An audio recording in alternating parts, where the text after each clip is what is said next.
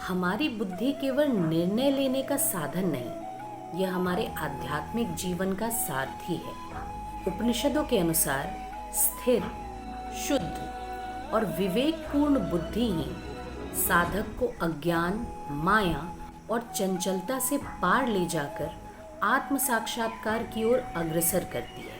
मन चंचल है, इंद्रियां विषयों की ओर दौड़ती हैं, परंतु बुद्धि वह शक्ति है जो इन सब का मार्गदर्शन करती है। जब बुद्धि जागृत होती है तो वो केवल जीवन का संचालन नहीं करती, बल्कि साधक को आत्मा के सत्य तक भी पहुंचाती है। यदि बुद्धि विवेकहीन हो जाए तो मन इच्छाओं, राग, द्वेष और आवेगों का दास बन जाता है।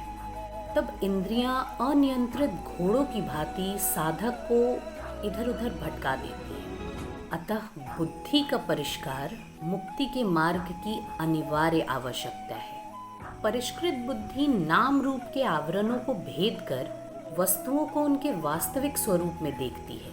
वह केवल जानकारी नहीं जुटाती, बल्कि सत्य का प्रत्यक्ष बोध कराती है। स्थिर बुद्धि विवेक पैदा करती है। यही हमें सत्य असत्य, आत्मा अनात्मा, नित्य और अनित्य का भेद करना सिखाती है। इसी से स्वाभाविक वैराग्य प्रकट होता है।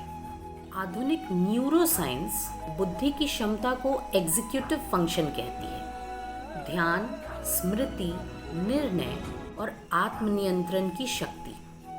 जिस प्रकार मेडिटेशन मस्तिष्क को सुदृढ़ करता है, उसी प्रकार उपनिषदों की साधना बुद्धि को स्थिर, निर्मल और सूक्ष्म करती है। जब अज्ञान का कुहासा हटता है, तब सत्य स्वयं प्रकाशित हो उठता है। बुद्धि साधना का श्रेष्ठ उपकरण है, किंतु अंतिम सत्य नहीं।